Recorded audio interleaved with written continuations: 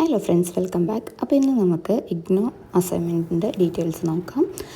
അപ്പോൾ assignment submit ചെയ്യാൻ വേണ്ടിയിട്ട് നമുക്ക് എങ്ങനെയൊക്കെയാണ് കാര്യങ്ങളെന്ന് നോക്കാം. അപ്പോൾ ഒരു സബ്ജക്റ്റാണ് ഇപ്പോൾ ഞാൻ എടുത്തിട്ടുള്ളത്. ആ സബ്ജക്റ്റിന് നമുക്ക് വേണ്ടത് ആദ്യം അതിൻ്റെ 2 ഇവാലുവേഷൻ ഷീറ്റ് വെക്കണം.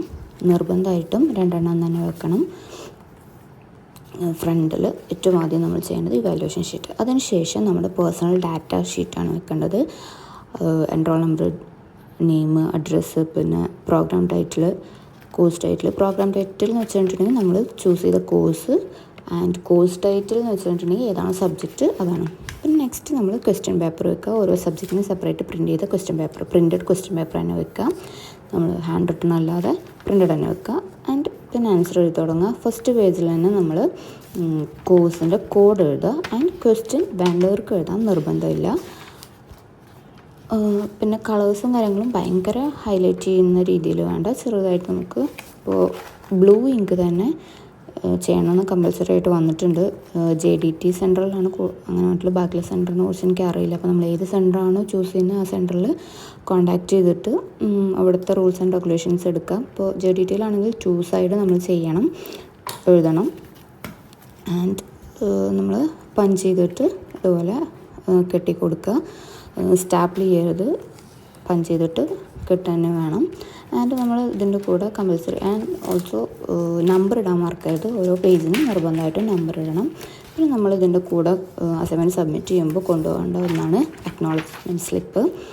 അപ്പോൾ അതിൽ നമ്മൾ ഡീറ്റെയിൽസ്, നമ്മുടെ ഓരോ കോഴ്സിൻ്റെ കോഡ് എഴുതുക. അതായത് നമ്മളിപ്പോൾ ഒരു സെമ്മിലാണെങ്കിൽ 4 സബ്ജക്റ്റ് ഉണ്ടാവും. അപ്പോൾ ആ 4 സബ്ജക്റ്റിൻ്റെ കോഡ് എഴുതുക, അതിൻ്റെ ഡീറ്റെയിൽസ് എഴുതുക. എന്നിട്ട് അവിടെ നമ്മൾ കൊടുത്തവരുടെ, ആരുടെ കയ്യിലാണോ കൊടുത്ത അവരുടെ സൈനും ഓഫീസിൻ്റെ സീലും വാങ്ങിച്ചിട്ട് ഈ പേപ്പർ നമുക്ക് തിരിച്ചു കൊണ്ടുവരാം. ഫ്യൂച്ചറിൽ എന്തെങ്കിലും നമുക്ക് ഈ അസൈൻമെൻറ്റിൻ്റെ ഡീറ്റെയിൽസും കാര്യങ്ങളും കിട്ടണമെങ്കിലോ എന്തെങ്കിലുമൊക്കെ വേണമെങ്കിൽ നമുക്ക് ഇത് ഹെൽപ്ഫുള്ളാവും. ആൻഡ് നമ്മുടെ ID കാർഡ് ഇത് മസ്റ്റാണ്. ഫോട്ടോ ഉള്ള ID കാർഡ് കൊണ്ടുപോകണം. ഇനി നമുക്കിത് എങ്ങനെ ഫില്ല് ചെയ്യാൻ നോക്കാം. ഫസ്റ്റ് ഇവാലുവേഷൻ ഷീറ്റാണ്. എൻറോൾ നമ്പർ എഴുതുക. പ്രോഗ്രാം നമ്മൾ ചൂസ് ചെയ്ത കോഴ്സാണ് പ്രോഗ്രാം. ആൻഡ് നമ്മുടെ നെയിം. ഇത് ID കാർഡ് എങ്ങനെയാണ്, ID കാർഡിൽ എങ്ങനെയാണോ നമ്മുടെ പേര് അത് തന്നെ വെച്ചിട്ട് ചെയ്യാം. ആൻഡ് കോഴ്സ് വെച്ചിട്ടുണ്ടെങ്കിൽ ഇത് ഏത് സബ്ജക്റ്റാണ് എന്നുള്ളത്. ഇപ്പോൾ ഇത് വരുന്ന മാനേജിങ് ഹ്യൂമൻ റിസോഴ്സാണ്, അപ്പോൾ അത് എഴുതുക. ആൻഡ് അവിടെ കൊടുത്തിട്ടുള്ള സ്റ്റഡി സെൻറ്റർ കോഡ് എന്ന് വെച്ചിട്ടുണ്ടെങ്കിൽ നമ്മുടെ ID കാർഡിൽ വരുന്ന RC കോഡല്ല, അതായത് റീജിയണൽ സെൻറ്റർ കോഡല്ല. നമ്മൾ എവിടെയാണ് ഈ അസൈൻമെൻറ്റ് സബ്മിറ്റ് ചെയ്യാൻ പോകുന്നത് ആ സബ്മിറ്റ് ചെയ്യുന്നതിൻ്റെ സെൻറ്റർ കോഡ്. ഇപ്പോൾ JDTയിലാണെങ്കിൽ JDTയുടെ സെൻറ്റർ കോഡ് വരുന്നത് 1403 ആണ്. ആൻഡ് അതുപോലെ